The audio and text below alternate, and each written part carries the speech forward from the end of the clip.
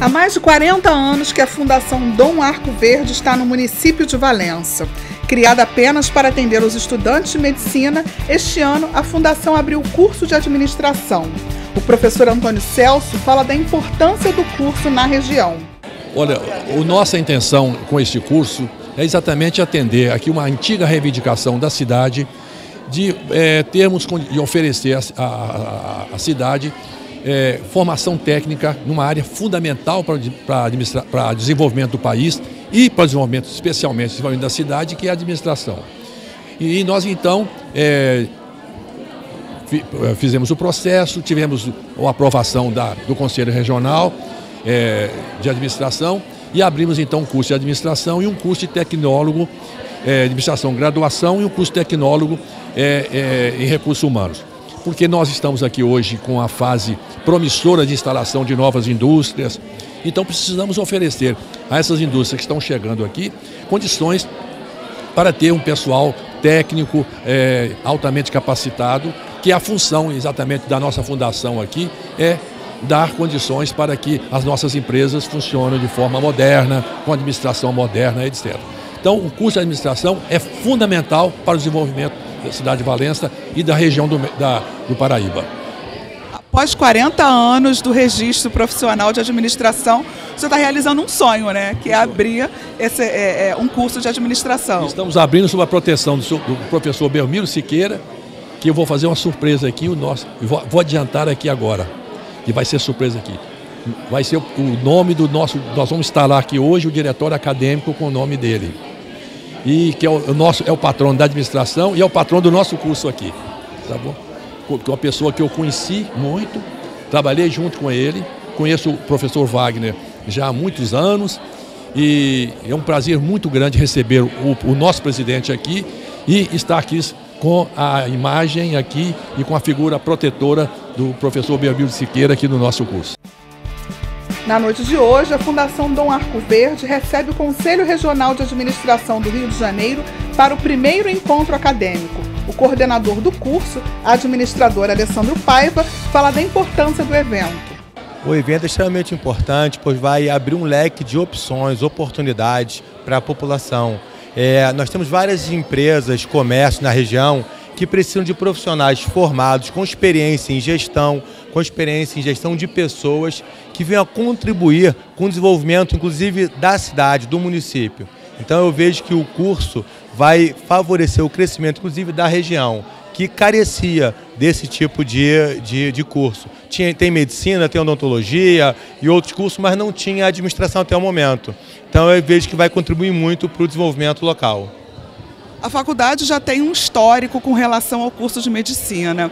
E hoje, com a chegada do curso de administração, o curso de administração já está junto com o curso de medicina, trabalhando junto no hospital. Como é que é esse projeto?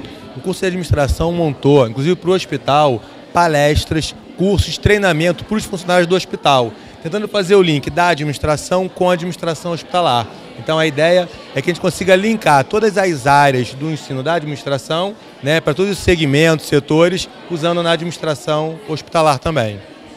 Você me falou que existem várias empresas aqui na região, e essa sendo a primeira turma, de que maneira que esse currículo foi organizado para contribuir com os futuros administradores que estão sendo formados aqui?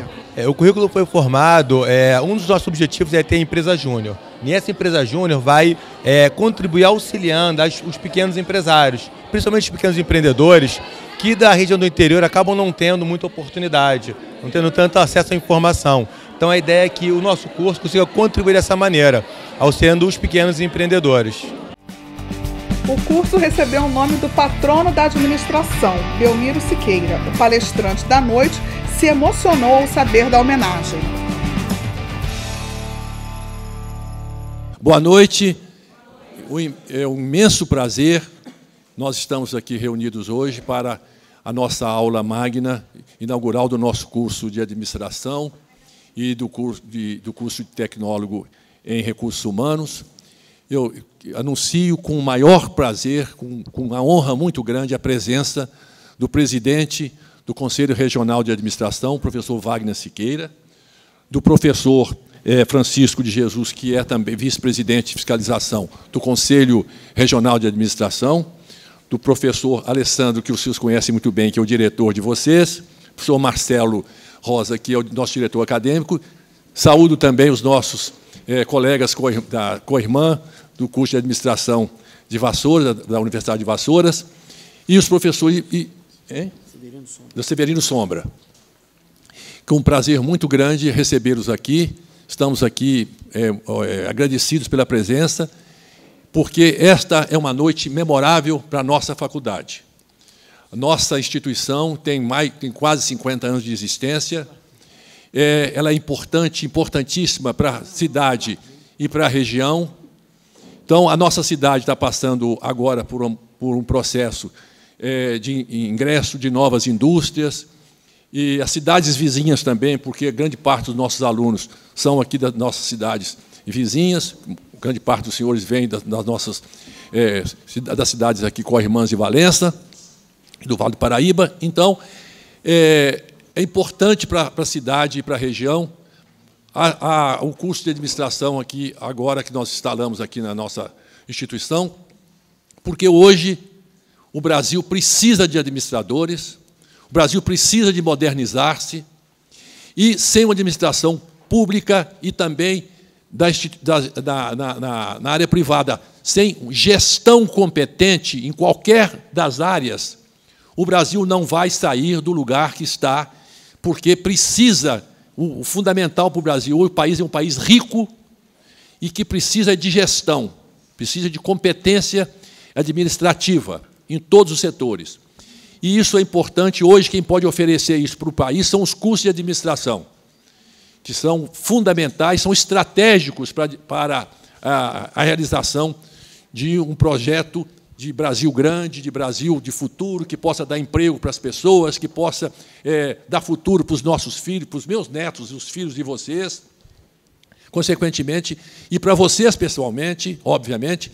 Então, o curso de administração é fundamental. Vocês estão fazendo um curso que vai ter um retorno, vai dar um retorno para vocês, porque o Brasil demanda administradores competentes. Nós vamos nos esforçar para exatamente dar um curso de qualidade. É um compromisso que nós assumimos aqui perante o nosso presidente, de trabalhar para dar um curso com competência, com qualidade, para que possamos realmente corresponder a tudo aquilo que que foi reconhecido pela aprovação do nosso projeto pelo Conselho Regional de Administração e aprovação pelo Ministério da Educação. Antes de dar a palavra aqui ao nosso presidente, eu queria anunciar aqui hoje o seguinte: como é um curso novo, nós estamos hoje estamos instalando agora, vamos instalar o diretório acadêmico. E eu tenho o grande prazer, já conversamos com os alunos, etc., e isso é uma iniciativa que é comum aqui da instituição, que o diretório acadêmico do curso de administração e do curso de RH será diretório acadêmico Belmiro Siqueira, porque está aqui a imagem, por favor, projeta aqui. Está aqui a imagem do patrono da administração no Brasil, que vem a ser o pai do nosso presidente. Portanto, foi professor dele, e eu tive o prazer, enorme honra de conhecê-lo pessoalmente. Trabalhamos juntos numa faculdade no Rio de Janeiro. O professor Belmiro foi professor... Por favor, desliga aí, porque... Desliguei um pouquinho. O professor Belmiro foi professor de mais de 20 faculdades no Brasil, e o papel que ele teve para a implantação da carreira, da profissão de administrador no Brasil foi fundamental. Ele foi presidente, foi membro do Conselho Federal, do Conselho Federal de Administração. O trabalho fez um belíssimo trabalho de implantação dos conselhos regionais no país.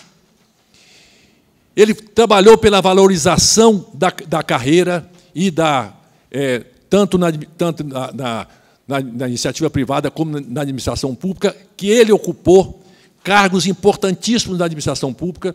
Foi diretor-geral do DASP, que foi um órgão importantíssimo na modernização administrativa do Brasil, ocupou vários cargos públicos, todos por concurso, e formou uma geração importante de administradores no Brasil, que hoje, exatamente, fazem deste curso e desta ciência. Ele foi importante para a transformação da administração no Brasil, como ciência e como profissão. Então, ele é o patrono da administração no Brasil e é uma honra para a nossa faculdade. Eu, que sou mineiro também, e o professor Belmiro é mineiro de Ubá. Então, como mineiro e valenciano que sou hoje por adoção, e porque, inclusive, já recebi o título de cidadão de Valença, então, eu fico muito orgulhoso de chegar aqui e dizer, olha, nosso curso de administração tem como o nosso diretório acadêmico, tem como presidente o nome honrado e que o Brasil tanto deve, a administração tanto deve, do professor Belmiro Siqueira. Então, vou pedir aqui o nosso diretor para ler a ata de instalação do diretório acadêmico, que vai ser assinado por ele e depois por todos os alunos das 2 primeiras turmas, porque isso é uma peça importante na história da casa, nos anais da casa, a instalação do diretório. Portanto, todos os alunos, depois, em sala, vai ser levado o livro para que todos possam assinar o livro, porque é o registro definitivo no livro de ata aqui da nossa instituição, da instalação do diretório. E eu vou pedir depois também ao professor Wagner Siqueira que assine conosco esta honra de assinar, primeiro lugar, aqui assina a instalação do diretório acadêmico de vocês, que vai ser um instrumento importante para que vocês façam as reivindicações que têm direito, que os estudantes têm direito de reivindicar, os estudantes têm que procurar, sempre nos procurar a administração aqui, reivindicando boas aulas, cumprimento das nossas obrigações para com vocês, porque nós vamos pedir também que vocês cumpram suas obrigações conosco, principalmente estudando, fazendo um bom curso. Então, é uma parceria que tem que ser estabelecida entre a administração e os alunos em busca de uma coisa só, qualidade. Qualidade para formar bons e excelentes profissionais, para que possam levar daqui, inclusive, esta imagem importante de estarem aqui ingressando sob a proteção de Belmiro Siqueira. Então, eu passo a palavra para o nosso diretor, que vai ler a ata, depois vão assinar aqui, e depois será levado em sala para que vocês todos assinem. Por favor. Boa noite a todos. Ata de instalação do Diretório Acadêmico dos cursos de Administração e Recursos Humanos do Centro de Ensino Superior de Valença, instituição mantida pela Fundação Dom André Arcoverde de Valença. Aos 25 dias do mês de abril de 2013, com a presença do excelentíssimo senhor presidente do Conselho Regional de Administração do Rio de Janeiro, professor Wagner Siqueira, foi instalado o Diretório Acadêmico Belmiro Siqueira, dos cursos de Administração e Tecnólogo em Recursos Humanos do Centro de Ensino Superior de Valença. Deste ato, lavrou-se a presente ata, que segue assinada pelo diretor dos mencionados cursos e por todos os alunos das primeiras turmas respectivas. Valença, 25 de abril de 2013.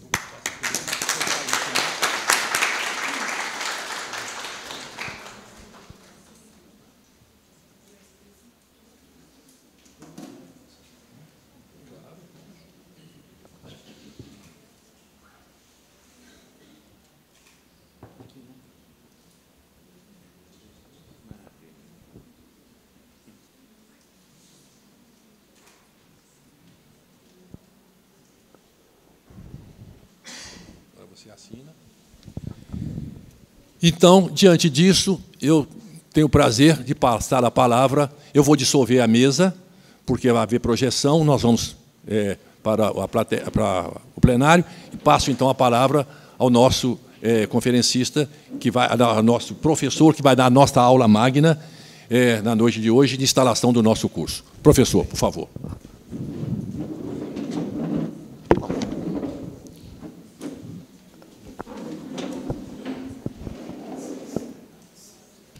Muito boa noite, é uma satisfação enorme estar aqui com vocês, nesse momento tão que o professor nos coloca de forma tão, professor Antônio Celso, nos coloca de forma tão emocional, que me emociona muito, né?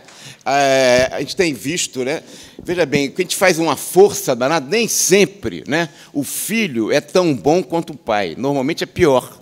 O que a gente torce, né, fortemente é que a filha, né, do filho, quer dizer, a neta, seja tão boa, melhor do que o pai, não vai ser difícil, mas que ela seja tão boa quanto o avô. A gente faz força para isso, né? Mas muito obrigado, professor Antônio Celso, realmente a essa homenagem que nos cala a fundo, em meu nome pessoal, em nome de toda a minha família. Muito obrigado. Vou levar isso para a mamãe, que ainda está ainda viva, né? Apesar de muita idade, mas que tem lucidez ainda suficiente para compreender a força dessa homenagem e dessa lembrança. Primeiro curso, primeira turma, primeiro período ainda de administração e de tecnólogo em recursos humanos. Estamos começando. Normalmente, quando o Conselho participa de eventos como esse, a gente faz uma evolução, um estudo, uma avaliação, uma palestra, efetivamente, sobre a evolução da administração. A gente está fazendo aqui com base na história, né, de qualidade que tem tido este centro de ensino, que, portanto, vai se reeditar, e a gente está começando agora em recursos humanos e em administração, vai se reeditar também nesta área, e nós temos que lançar um desafio para a gente ficar ainda à frente, né? Mais ainda, mais com qualidade, mas eu vou trazer aqui hoje uma palestra diferente, não uma palestra dos... E aí talvez eu já estou me convidando para uma outra oportunidade, em outro momento, para a gente, então, resgatar essa questão. Mas eu queria fazer hoje uma palestra politicamente incorreta. Tá certo? A gente vai falar, talvez, o que muitas vezes os professores, na sala de aulas, no cotidiano, não vão poder falar, porque eles estarão ensinando a técnica, ensinando o conceito, ensinando a prática, ensinando ao aluno o exercício da função profissional. Também ensinando a pensar, a refletir, mas a gente quer falar o que está na entrelinha. Portanto, é uma palestra politicamente incorreta em relação aos desafios de recursos humanos para o século XXI. Próxima. Cadê o... Já foi. Sociedade de mercado, a gente usa falar, vocês vão ouvir falar no curso ao longo de todo o tempo, sociedade de mercado, a gente vê isso na imprensa a todo momento. Dois momentos fundamentais na sociedade de mercado, na trajetória da sociedade de mercado. Um momento... Já era, hein? Tem o seu aí? Está funcionando? Ah, tá? Funcionou? Funcionou. Aqui, ó. Sistema de produção e sistema de consumo de crédito. Todo o nosso conceito da sociedade de mercado se baseia muito no sistema de produção, né, que tem no lucro... Dá o seu. Que tem no lucro... É isso, é melhor. Ficou melhor. Hein? Que tem no... Deixa eu ficar aqui. Perdão. Deixa eu ficar aqui, então. Acho que eu vou ficar aqui em cima, então, né? Eu estou atrapalhado. Acho que o Antônio Celso me botou nervoso. Que tem no lucro, né, a base da exploração do trabalho assalariado. Enquanto que há uma mudança, um processo de transição que se baseia no sistema de consumo e de crédito, da sociedade de mercado, que tem no lucro a exploração dos desejos de consumo. Certamente, todo o trabalho de Marx, das avaliações, né, de análise do processo de capitalismo, se fundamenta muito na exploração do trabalho assalariado. Próximo. Sistema de produção. Há um conflito irreconciliável entre salário e lucro, entre o capital e o trabalho. Portanto, era preciso a gente reduzir o salário para que houvesse maior lucro, para que o proprietário dos meios de produção, quer dizer, para o capitalista, para o dono do negócio, tivesse mais lucro. Portanto, haveria um conflito inerente. Isso passa fundamentalmente para aqueles que vão atuar em gestão e em gestão também em recursos humanos, né?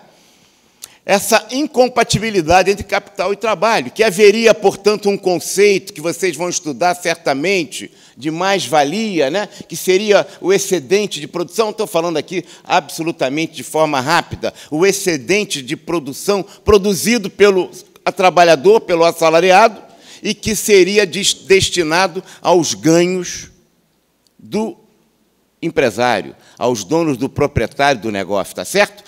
A produção extra, que não voltava como salário, mas que ia efetivamente para o dono do negócio. Está claro, não? Então, o conceito de mais-valia, que é um conceito importante, que se fala muito, o movimento sindical fala isso. Vocês, quando sentarem como em administração, em recursos humanos, vão discutir sempre essa questão da mais-valia que está ganhando em função do trabalho que realizamos. Um outro conceito importante aqui para a nossa avaliação sobre o desafio de recursos humanos é o exército de reserva de mão de obra. Quer dizer, é preciso produzir cada vez mais trabalhadores preparados para que possam cumprir as funções específicas, né, de produção, de produtividade, para gerar mais-valia, reduzir esse salário não aumentando muito, para gerar mais lucro. E que haveria em si, no sistema da sociedade de mercado, do sistema capitalista, certo? As que se chamava de crises cíclicas, de prosperidade e de depressão, de prosperidade e de depressão. E, dependendo da leitura de cada um, quem tem a perspectiva, né, da visão de esquerda, comunista, achava que, nesse momento de depressão, haveria uma crise e o sistema se transformaria no comunismo. Essa era a perspectiva simplificadamente marxista e que, efetivamente, não se gerou até hoje. Essa crise cíclica seria inerente ao processo e essa crise levaria à mudança do sistema produtivo e, portanto, o sistema econômico, e, portanto, o sistema político. Vamos continuar? Próximo.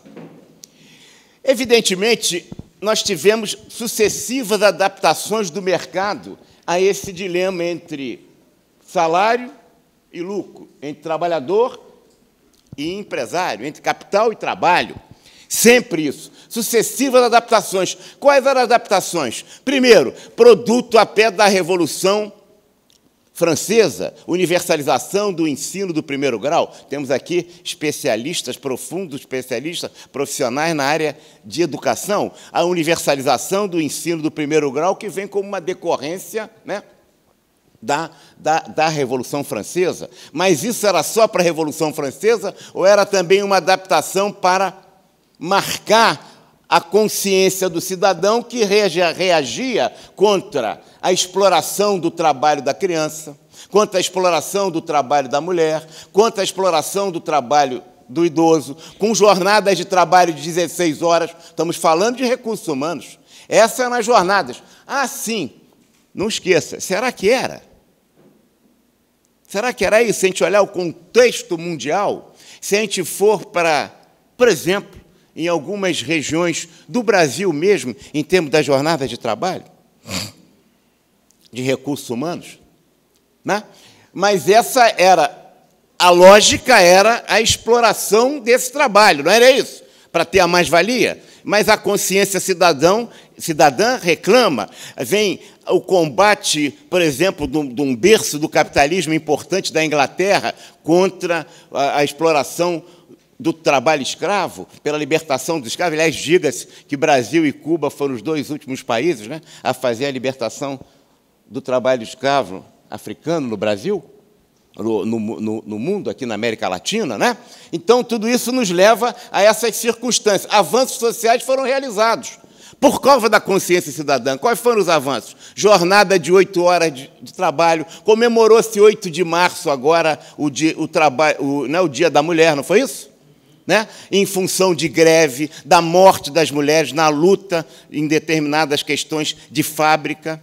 Então, você tem a proteção do trabalho da criança, a proteção do trabalho do idoso. Avanços são conquistados, são importantes. Em 1870, nós temos, na Prússia, que hoje é a Alemanha, o primeiro sistema de previdência pública e universal, com o Bismarck. E, no Brasil, Surpreendam se quiserem. Em 1923, com a Lei Eloy Chaves.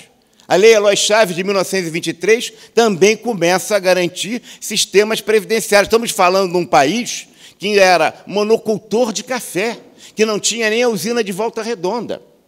Um país que não tinha processo de industrialização, mas que já tinha, em 1923, previsão, inclusive, para a aposentadoria, que só se daria aos 55 anos de idade, em 23, hein? Que coisa interessante, né? O que a gente está discutindo hoje, hein? Se a aposentadoria, 60 anos, 65, já naquela época, né? Avanços sociais importantes. E aí vem o estado do bem-estar social, que a gente fala tanto, que na luta do capitalismo com o trabalho, do lucro com o assalariado, capital-trabalho, você tem esses avanços sociais, estado de bem social, que vão afetando fundamentalmente as questões de recursos humanos. E a contradição básica entre o liberalismo e o capitalismo de Estado, haja vista que, em verdade, não tivemos efetivamente uma sociedade que fosse absolutamente comunista no mundo, como não temos. E temos muito capitalismo de Estado em que o Estado exerce as funções de capitalista. Não é isso? Próximo. Nós tivemos muitas respostas, e temos hoje outras respostas à questão da luta de classes, da sociedade de mercado. Antes, universalização do ensino do primeiro grau, como disse, o sistema de previdência, a proteção, a jornada de trabalho de 8 horas.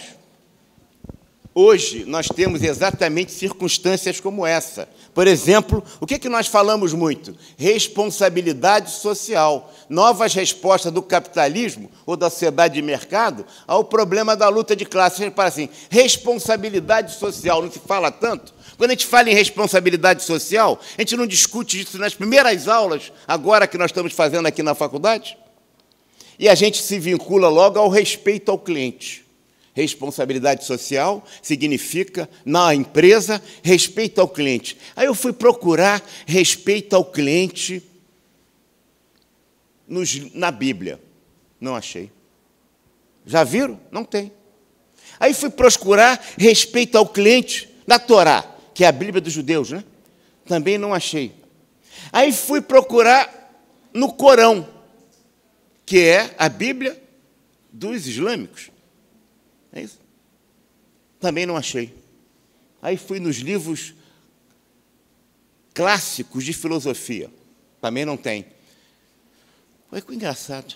Eu encontrei em todos eles não o respeito ao cliente, mas o respeito ao próximo. Todos eles têm o respeito ao próximo. Alguém inteligente aqui vai dizer, poxa, Wagner, é óbvio, quem tem respeito ao cliente tem respeito ao próximo, porque o próximo é um cliente. Isso mesmo, nem sempre. Por que nem sempre? Às vezes, muitas vezes não é, porque esse é um cliente muito especial. Ó. Esse é um cliente que pode pagar. Esse é um cliente que vale uma grana. Esse é um cliente como o call center toca, a gente sabe no call center se ele é VIP ou se ele não é VIP, se ele tem capacidade de compra ou se ele não tem capacidade de compra. E nós começamos a tratá-lo diferenciadamente. Né? Então, veja que situação, que circunstância que nós estamos falando. Que respeito ao cliente é esse? Aí eu fui ver também, se fala muito em ética empresarial, e nós vamos tratar isso durante o curso, muito tempo, sobre a questão de respeito ao cliente. Alguém já disse assim, o cliente é pior do que Deus, porque Deus perdoa, e o cliente não perdoa. Né? Mas veja bem, e a gente precisa fidelizar o cliente. Não, precisa encantar o cliente, não é assim que se fala? Né? Ou a gente, ao dizer que estamos encantando o cliente, nós, em verdade, estamos colonizando o cliente. Eu fico vendo em muitas organizações, às vezes agora esse negócio de quilo, né? Restaurante aquilo, que empregava bastante, agora a gente trabalha para a empresa, paga mais caro e diz muito obrigado. E o emprego diminui. Então, é preciso que a gente, de recursos humanos, esteja não apenas encantado pela técnica, pela doutrina, mas que a gente não perca a capacidade politicamente, aspas, incorreta de criticar o que parece politicamente sempre ser verdadeiro. Ética empresarial. Eu fui olhar a ética empresarial, mas já digo, todos falam que ética tem que ser, para ser ética mesmo, tem que ser universal e desinteressada. Porque se eu sei que uma pessoa me trata bem, porque ela está interessada na minha herança, quando eu morrer ela vai ganhar uma grana, porque eu estou muito rico, aspas, né? Eu não tenho nenhum valor ela me tratar bem. Ela está me tratando bem porque ela gosta de mim, me respeite, ela está me tratando bem de olho na minha grana. Então, ela tem uma ética interessada. Que ética é essa? Não é. Né? Então, uma organização que se fala em ética empresarial, que particulariza a sua ética, que diz que a sua é melhor do que as outras, que não é universalizada, que ética é essa? Cada uma tem a sua, e cada uma acha que a sua é melhor do que a outra.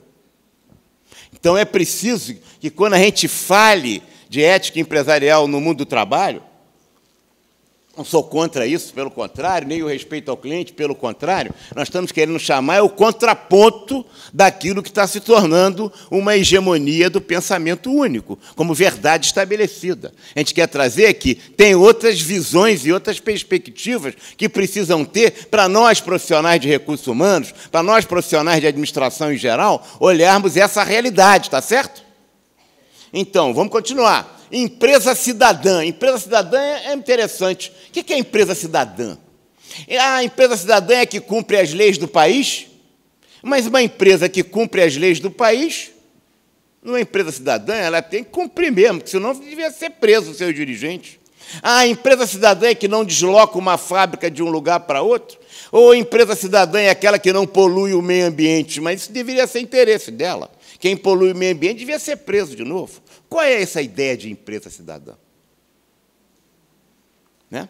Então, é um slogan importante, é positivo isso para a sociedade? Isso representa um avanço? Certamente sim. Claro que representa, mas a gente não pode se encantar apenas com esses conceitos, achando que eles são, em si mesmo, um avanço. Eles serão avanços no momento e na relação em que nós fizermos com que esse processo avance e evolua. Voluntariado solidário e empresarial. Esse também é um conceito importante. Eu fico vendo, você que é dirigente do Rotary, eu fico vendo a dificuldade que as associações como o Rotary, os Lions, os clubes de serviço, têm cada vez mais de recrutar curados, porque agora é a empresa que faz essa atividade, cada vez mais no lugar. Não estou dizendo que seja ruim, que seja negativo, mas é preciso com que razão, com que motivação. Ela faz isso como marketing? Também vamos fazê-las fazer mais isso. Mas isso é muito bom para a sociedade. Mas achar que, com isso, a empresa se transforma na aristocracia da virtude é um equívoco. Que muitas vezes ela quer se assumir, ao fazer esses programas, como eles fossem os aristocratas da virtude, né? Os proprietários da virtude. E o desenvolvimento sustentável, né? Sempre muito falado, né? Eu fico vendo aí aquelas empresas que mais recebem prêmios, são as que mais poluem o ambiente, mas que têm o melhor programa de desenvolvimento sustentável.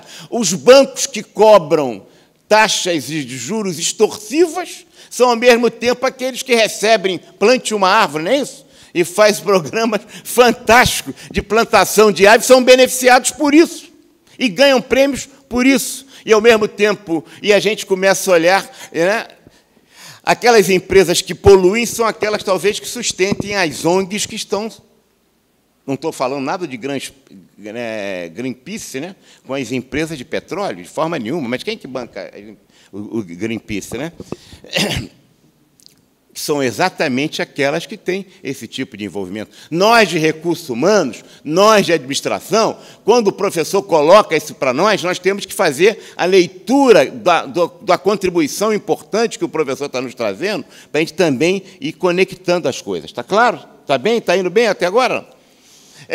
Então, para quê? Para desconstruir o pensamento único na gestão das organizações. É preciso que a gente saia dessa construção equivocada de só ter um pensamento único no mundo das organizações, porque muitas vezes a teoria da legitimação da sociedade de mercado produzida pelos textos que nós vamos escrevendo e produzindo em administração. Próximo. Nós vamos... Tomar hoje. Calma. Nós vamos estudar cada vez mais a teoria das organizações. E é preciso que a gente estude isso. Mas não podemos esquecer que o mercado determina a teoria das organizações, no sentido que o ensino e a prática é centrado no mercado. É claro que a gente vai atender, senão a gente não tem formação de quadro de mão de obra para trabalhar. Depois a gente pode deixar, estou vendo que a gente pode ver de deixar aqui, para eles poderem ter a reprodução das transparências, tá? Mas copiem à vontade, não tem problema, a gente deixa para vocês também. Veja bem, não se aplica a teoria das organizações que nós estudamos no livro de administração, não se aplicam a todas as formas de atuação. Apenas as organizações da sociedade de mercado. Sociedade de mercado, gente, existe da Revolução Industrial para cá. Antes, a humanidade viveu séculos e séculos e séculos, milhares, né, de anos até, sem a sociedade de mercado. A sociedade se organizava em torno da religião, da igreja. Hoje, o que determina a vida econômica, a vida é a economia, é o fato econômico. E é em torno do fato econômico que a teoria das organizações se centram, porque é em torno dele que a sociedade de mercado se faz. Os livros de administração estão fundamentalmente vinculados a essa realidade. Mas pode ser que, assim como não houve, estamos falando de 300 anos, se nós projetarmos isso para o futuro, certamente vamos ter uma teoria que não vai estar adaptada a essa antiga sociedade de mercado. O mercado não era a lógica da vida da comunidade ontem, pode não ser o de amanhã. O mercado não é inarredável, ele pode não existir. O shopping center substitui as igrejas. Antes, as pessoas se reuniam nas igrejas, no fim de semana, num domingo. Hoje, cada vez mais, no shopping center, na praça de alimentação. Né? Próxima. A teoria das organizações, portanto, que legitima uma sociedade de mercado, ela é instrumental, funcional. Para o mercado, ela é a mente organizacional coletiva, o espírito da organização. Eu fico vendo isso em até livro, organizações espirituais. Eu fico pensando, se eu tirar as pessoas aqui da organização, eu não vou ter ninguém. Nenhuma organização existe sem pessoas. Vai ficar um prédio. A organização, minha gente, é uma ficção jurídica. Ela só existe se houver pessoas se relacionando com pessoas para a consecução de objetivos. Não há uma empresa sem pessoas. A organização não é uma pessoa, como a gente fala. A gente fala isso como uma ficção jurídica. Tirarmos as pessoas da empresa, não tem. É verdade que tem consultor que gostaria de acabar com todos os funcionários. É verdade que tem também dirigentes que não gostariam de ter funcionários, mas toda empresa tem pessoas se relacionando com pessoas para a consecução de objetivos. Portanto, organizações, mente organizacional coletiva, como cada uma das pessoas pensam e desejam iguais, os dedos das mãos são diferentes. Lembrem disso. As pessoas que integram as organizações são diferentes. Acharmos que todo mundo na empresa tem que pensar igual, tem que ter os mesmos desejos, as mesmas necessidades, é um equívoco. Cada pessoa é uma pessoa. E a gente tem que atender a essas circunstâncias. Não há salário que não me leve a querer mais salário. Por mais que eu coma hoje, se eu ficar 2 dias sem comer, eu vou ficar doido para comer. É igual comida. Se eu tiver um aumento hoje, tanto tempo depois, eu vou querer ter outro aumento de salário. Volta ao ponto zero. Está certo? Isso é fundamental. E não adianta. Então, isso é sem fim. Portanto, e cada pessoa será diferente em relação a isso. Clima organizacional, portanto, busca de motivação para toda a organização. É preciso ver isso, entendendo que precisa se respeitar a diferença de cada um individualmente. Porque, senão, a gente vai tratar todas as pessoas como se fosse uma manada de carneiros, de pelo sedoso e de balido sonoro. Próxima. O sistema de produção, portanto, teve a sua crítica, o momento mais crítico, em 1929. O sistema de consumo e de crédito está tendo a sua crise agora em 2008. A confusão é que está se misturando a crise de 29 como com a crise de 2008. Quantos autores ainda hoje dizem, né, que estamos reeditando as circunstâncias da crise de 1929? A crise de 29 era sistema de produção. Como é que se saiu dessa crise? Com maior produção. A guerra, inclusive, que fez com que o esforço de guerra aumentasse exponencialmente o sistema, fez os países saírem da crise. Mas a crise de 29 gerou regimes políticos terríveis. O fascismo, um pouquinho antes na Itália, mas que já era produto dessa crise com Mussolini, Hitler, claramente, na Alemanha, Franco, na Espanha, Salazar, em Portugal, Getúlio no Brasil, em 30. Se vocês quiserem, até Franklin Delano Roosevelt, que foi um dos governos mais centralizadores, mesmo nos Estados Unidos, em termos de intervenção do Estado. O imperador Hirohito, no Japão. Então, vejam, os regimes totalitários se expandiram no mundo produto da crise de 29. Evidentemente que a gente já se disse, foi até Marx dizia que a história só se repete como farsa ou como tragédia. A gente espera que 2008 não seja a reedição da crise de 29, para não se repetir nem como farsa, nem como tragédia, que foram os regimes totalitários em todo o mundo, que só acabaram a partir, né, da Segunda Guerra Mundial e, mais do que isso, depois da Guerra Fria. Do final da Guerra Fria, com a queda do Muro de Berlim. Demorou um bocado de tempo, né, professor? Não foi longe, não foi pouco, não. Então, portanto, essa incompreensão dos movimentos sociais da nova lógica da sociedade de mercado. Próximo. 2008 não é uma crise do sistema de capitalismo de produção, é do sistema de capitalismo de consumo.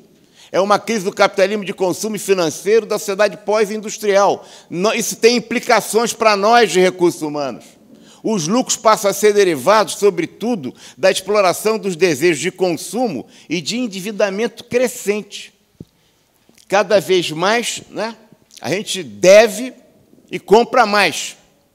Vamos chegar lá. A função da oferta é criar demanda. Não é a função da demanda atender, gerar oferta. É o contrário. O que os economistas falam sempre é a necessidade é que é a parteira da história, está certo. Mas a necessidade vai gerar um tipo de oferta de produto. Agora, não. A oferta de produto para gerar uma necessidade. Ou a gente não fica doido agora para comprar o novo sistema 4G do telefone e smartphone? Hein? Vai fazer fila, né? O iPad, quando é lançado no seu modelo 4, vai ser uma maluquice. Vai todo mundo para a fila. Né? E a gente tem necessidade disso? Não. Mas a gente está lá comprando que nem louco, né? A oferta de produtos de empréstimo deve criar e ampliar as necessidades de consumo. Isso tem implicações na organização. Vamos continuar. A economia de consumo, portanto, não adia a realização dos seus sonhos. Estamos aqui para financiar o banco. Quem não tem empréstimo não tem crédito. Se você não pega dinheiro emprestado no banco, está perdido. Não consegue dinheiro. Só se você dever. Mas não paga tudo, não. Vai pagando aos pouquinhos, porque eles também não querem que você pague. Eu sou de um tempo em que 3% era juros de agiota explorador da pessoa. Imagina, hein? A agiota cobrava 3% ao mês. Agora, então, não deixe para amanhã o que pode fazer hoje. Tem sempre um jeitinho de você, né, repactuar a sua dívida, não é assim que eles falam? Renegociar o seu débito, arrumar mais um empréstimo e gastar no fim de semana o novo dinheirinho que o banco te arruma no shopping center. Tá certo? Se você tem um cartão de crédito, para que não tem 2? O 3. Eu preciso ter 3. Um com cada bandeira, para quando precisar eu vou só usando, não é assim? Na hora de pagar o quê? Se confunde todo. Mas não tem problema, desde que pague um pouquinho, pagou um pouquinho, vai pagando em suaves prestações, mas vai pagando a vida toda. E também não pague tudo, porque se pagar tudo não tem mais empréstimo. Não tem? Não tem vantagem nenhuma, claro. Não tem nunca vantagem. E essa lógica marca as relações humanas também dentro das organizações, nas suas políticas. O banco está sempre, né? São consumidores colonizados pelo consumo e pelas dívidas. Assim como a droga gera dependência, as dívidas também geram dependência. E aí a gente tem, certamente, todo um conjunto de sociedade, não é mais produção, é consumo. Isso tem repercussão direta na questão do emprego. Vamos continuar. O que significa isso, gente? Consequências práticas inevitáveis para o cotidiano da sociedade globalizada. 1970, Bismarck com plano de previdência. 1923, Eloy Chaves no Brasil com plano de previdência. Agora, público e universal para todos. Agora, pague o seu plano de previdência, cara pálida, senão tu não vai ter nenhum. Olha as repercussões que isso gera na organização aqui, ó. Aposentadoria e pensão, se você não cuidar de si, vai ficar sem aposentadoria e pensão, até como era antes de Bismarck, em 1870. Isso tem implicação direta na sua vida pessoal, na vida de cada um de nós, no mundo do trabalho. Fim dos planos públicos de saúde. Saúde e educação, saúde universal para todos. Se o hospital aqui da universidade não segurasse as pontas de todo jeito, como é que ia ser saúde pública para cá? Ou você paga o seu plano de saúde ou dança. E cada vez vai ter menos possibilidades de compreensão dos sistemas públicos de saúde. Isso não é só a lógica da sociedade de consumo e de crédito.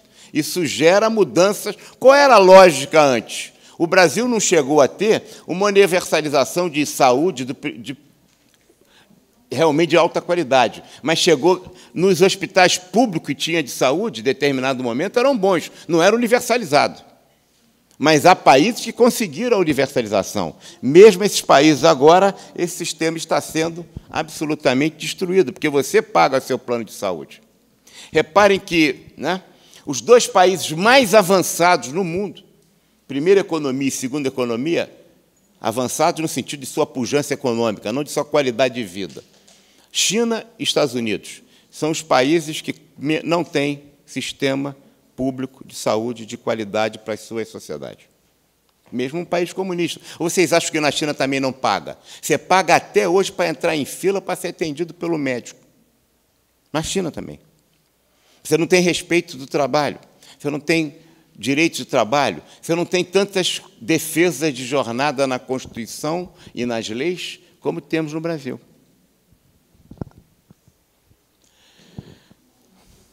Desculpe, é impoliticamente incorreto, mas ele está falando aquilo que vocês sabem.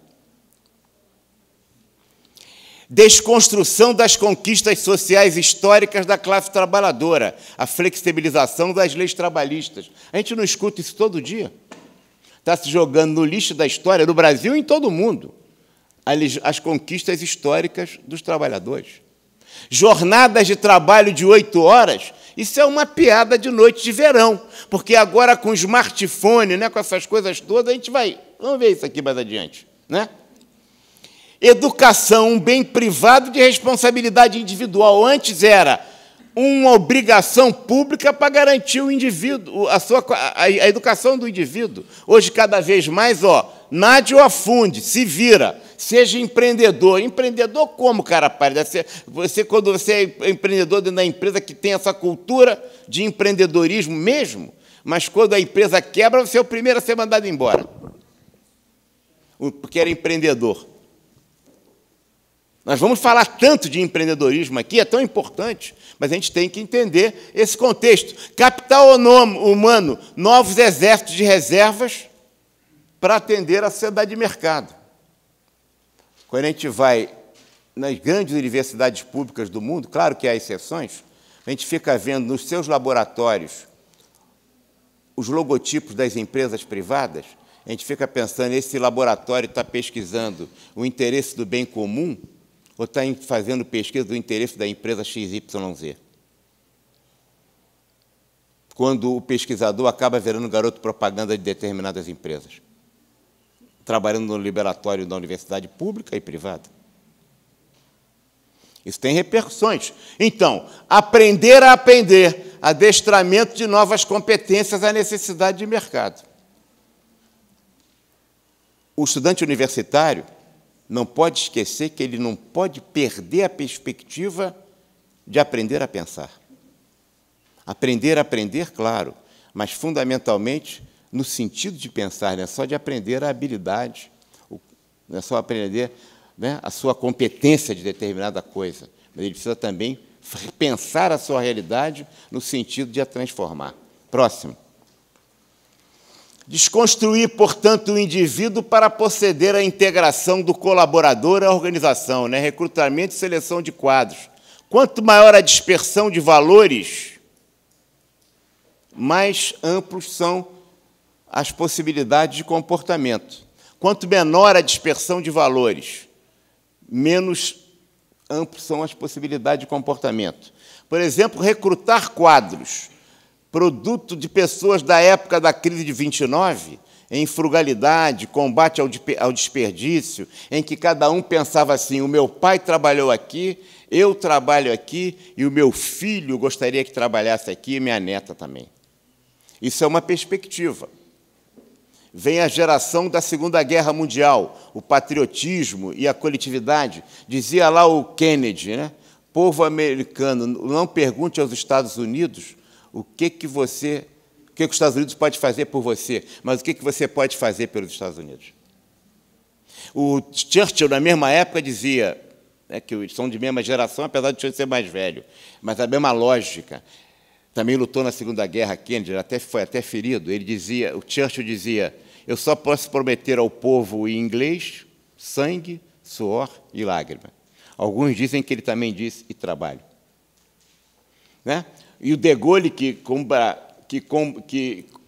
chamava a França, né, contra a França colaboracionista, ele chamava a França ultrajada para se libertar daquelas circunstâncias em que ela dizia através da rádio em Londres. Vejam, sim, essas circunstâncias do patriotismo fez com que o Glenn Miller saísse lá, o maior músico americano, e fosse morrer na guerra. O nosso amigo do Pequeno Príncipe, o Exupéry, que fosse sair como piloto de avião e que sumiu também, e morreu.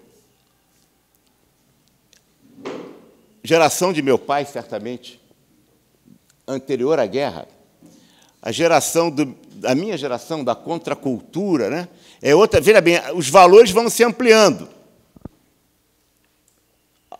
Tá certo? E, portanto, as perspectivas de comportamento também. Contracultura e individualismo. A gente fala que o nosso grupo de geração de 68, né?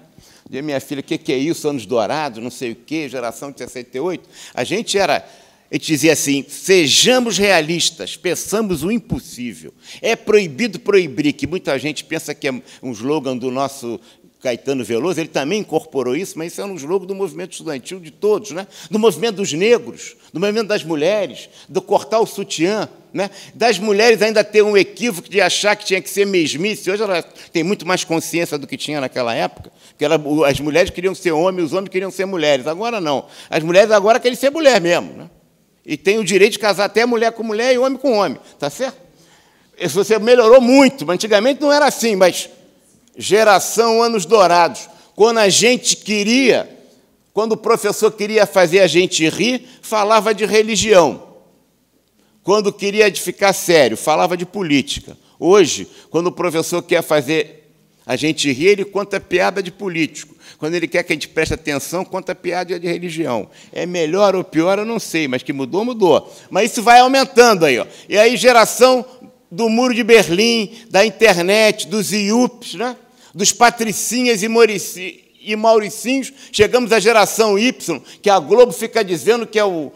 Teve até um programa, menos de um ano atrás, que colocava a geração Y como um sucesso. Eu ficava, coitado, eles não estão entendendo que essa geração Y está com dificuldade de emprego. O risco totalitário da geração perdida. Próximo. O grau de dispersão de valores que as pessoas adotam num determinado ciclo histórico tem efeitos decisivos na forma como se comportam. Quanto menor a dispersão, mais estreitos são os limites de comportamento. Quanto maior a dispersão, mais amplos são os limites de variação de comportamento. O que as empresas fazem agora nos processos de recrutamento e seleção em função disso? Está ampliando a dispersão de valores. Portanto, se amplia os comportamentos. O pessoal da década de 29 se comportava muito igual. Todo mundo fumava junto. Agora, tem gente que fuma, tem gente que nunca botou um cigarro na boca. Tem gente que fuma até um baseado. Não é isso? Os movimentos, as pessoas são muito mais diferenciadas. Elas se tribalizaram. Elas se organizam em patotas, em grupos, dentro da mesma família. Não é isso? Não é assim? Um é muito religioso e o outro não quer nem saber. O outro está nem aí, o outro só cuida de esporte. Cada um tem um interesse diferenciado. Isso vai gerando próximo. Isso vai vendo os 3 ciclos de plenitude da família. Família, trabalho e comunidade. E, cada vez mais, a organização começa a buscar aqueles que têm o foco maior no trabalho, para substituir a família e a comunidade. E as seleções de pessoal, recursos humanos, acabam se fazendo em torno disso. Próximo.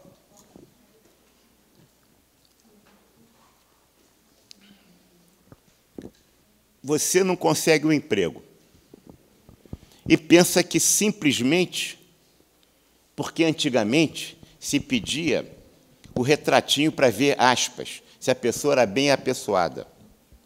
Às vezes, agora, o que se pede é um pedaço de fio de cabelo para fazer um exame de DNA. Ih, tá bom. Pega aí, para aqui no coisa. Para aqui agora. Para fazer um exame de DNA.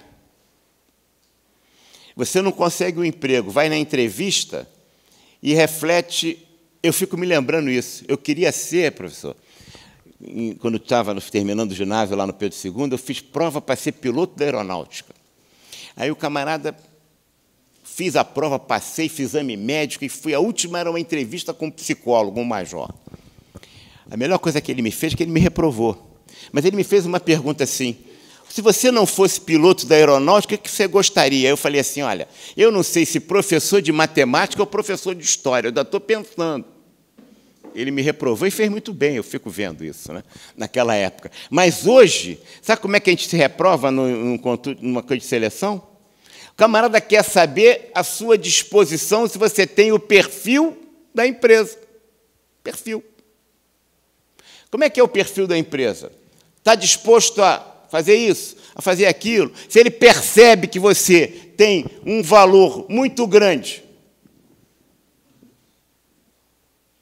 que não é de tribo, qual é a tribo que você pertence?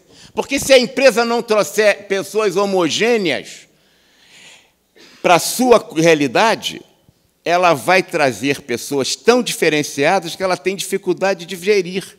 Antigamente, as pessoas já eram semelhantes. Hoje, elas são muito diferentes. Então, eles têm que selecionar quadros semelhantes. A gente nem está preocupado naquilo que ele sabe. Né? A gente não fala que tem que ter o perfil, atitude, psicológico. O que a gente está... A entrevista, cada vez não é mais assim?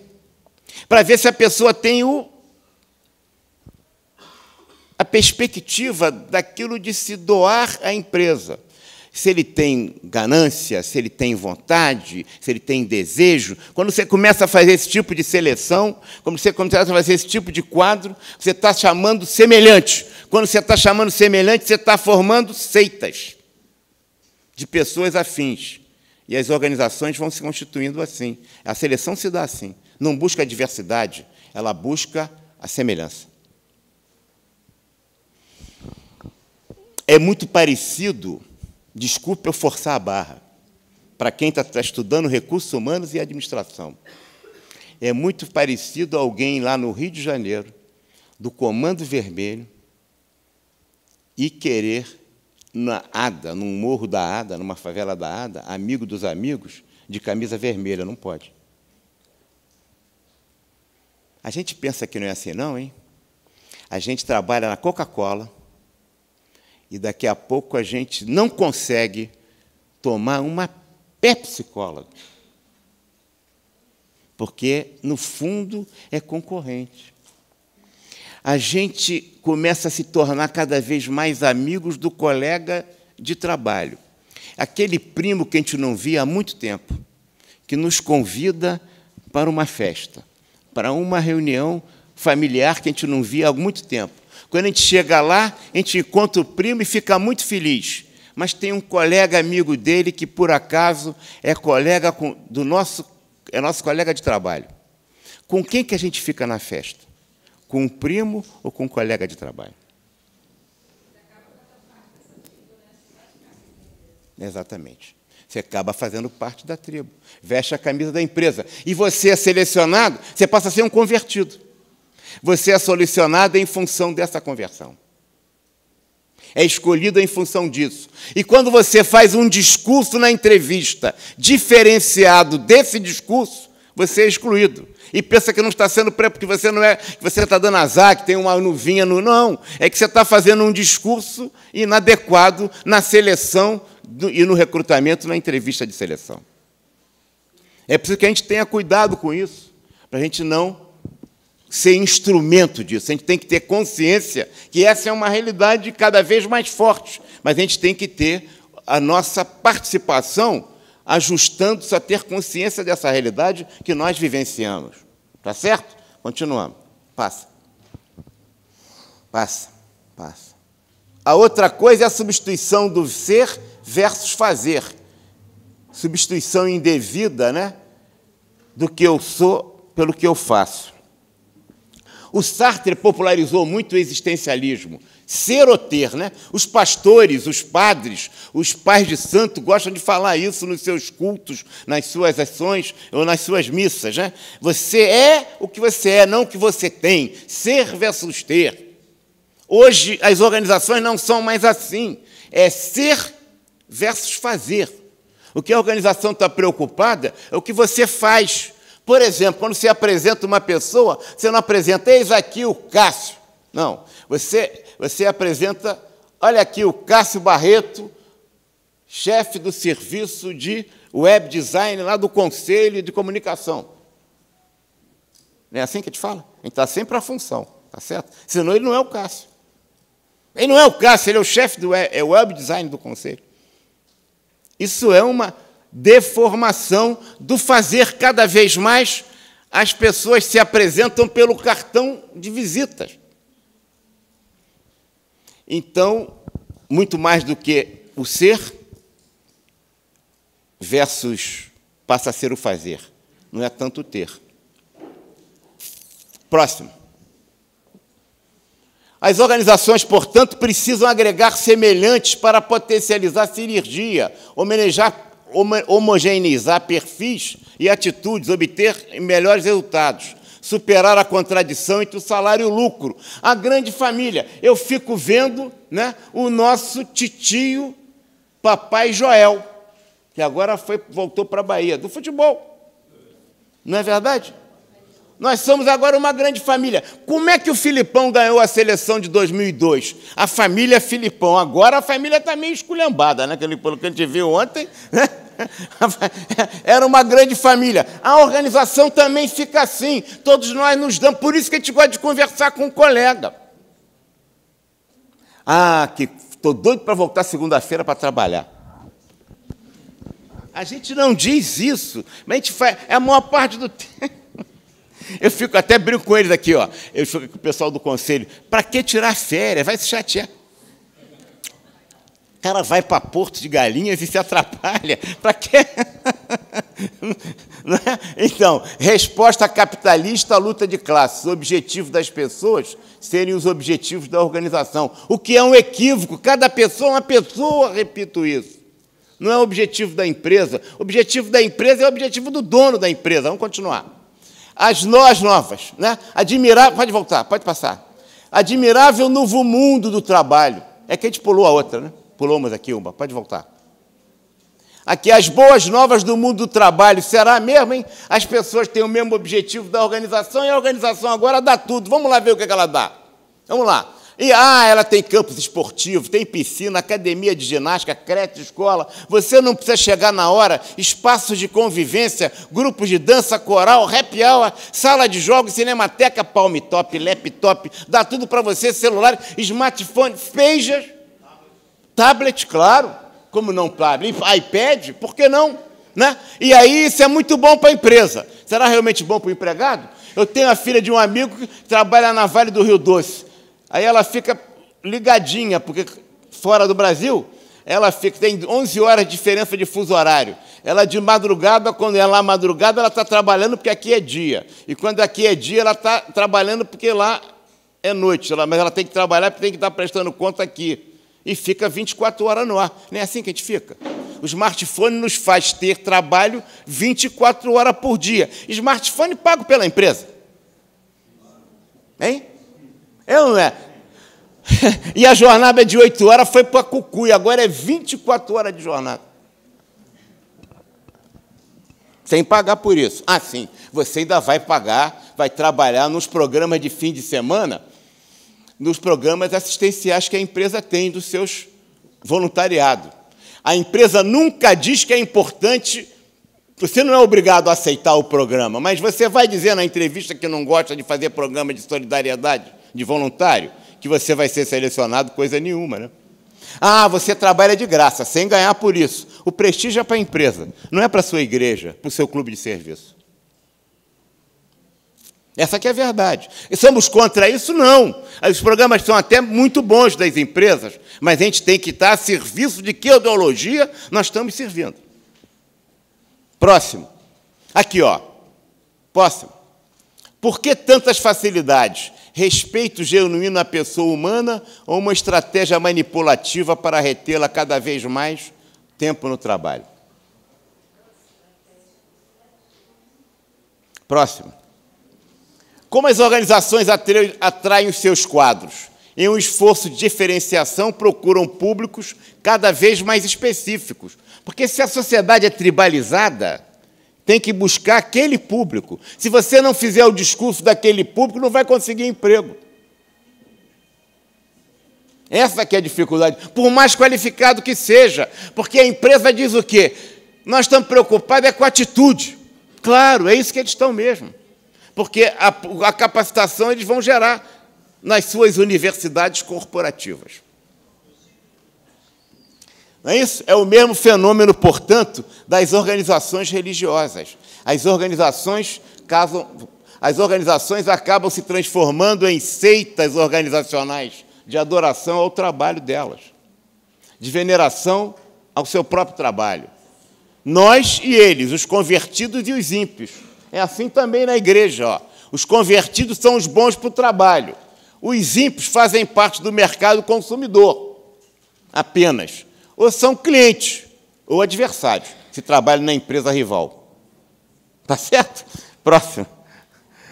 A aristocracia financeira dos acionistas, empregados e clientes. A cobiça das organizações voltada para os interesses exclusivistas dos acionistas é uma das facetas mais cruéis da mundialização da economia. Antigamente tinha a aristocracia, o direito divino da terra.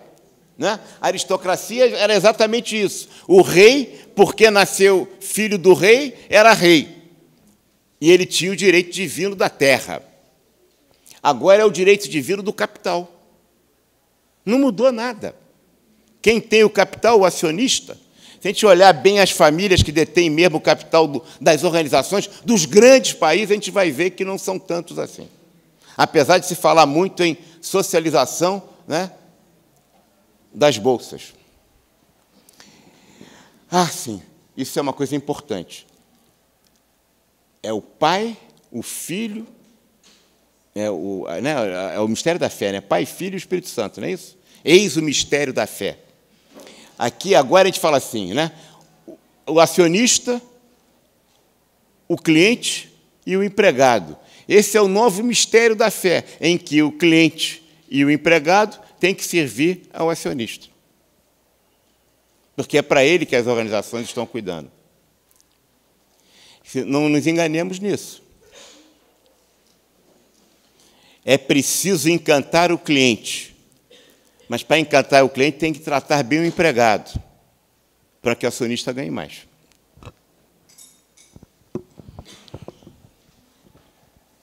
Minha gente, não adianta querer dar um sentido absolutamente moral, né? A economia não é moral. Quanto é o valor moral de um barril de petróleo? 18 dólares, 100 dólares, 200 dólares. Se puderem cobrar 200 dólares, vão cobrar. A sociedade é que tem que ter instrumentos para manter esse valor no sentido minimamente digno e moral. São outros critérios. As organizações vão ter que cuidar disso. Próximo. Por que estamos terminando. Por que as pessoas ficam na organização? Estamos na idade média empresarial. Vivenciamos a festa superficial do humanismo, pensando que vivemos no apogeu da sociedade de justiça social. Não vivemos. Quer ver um exemplo? Próximo. Os presidiários e os convertidos ao trabalho. Só para concluir. Estou chegando na hora, hein, professor? Hein?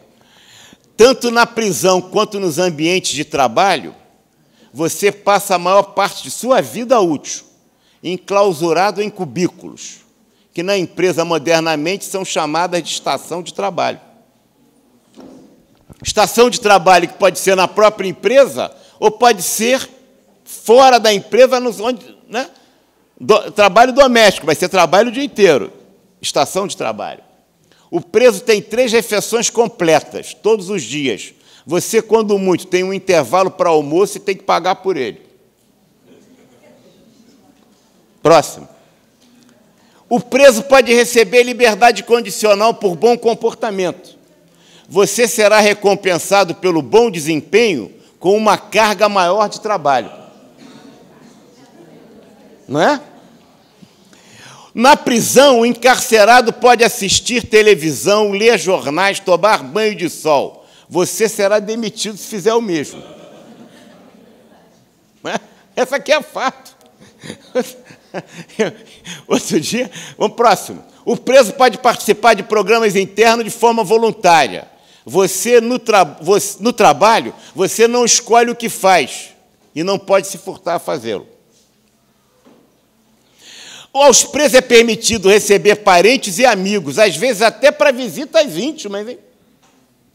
Você, na empresa, tem dificuldade até para usar o telefone para ligações particulares. E, muitas vezes, seu correio eletrônico é censurado.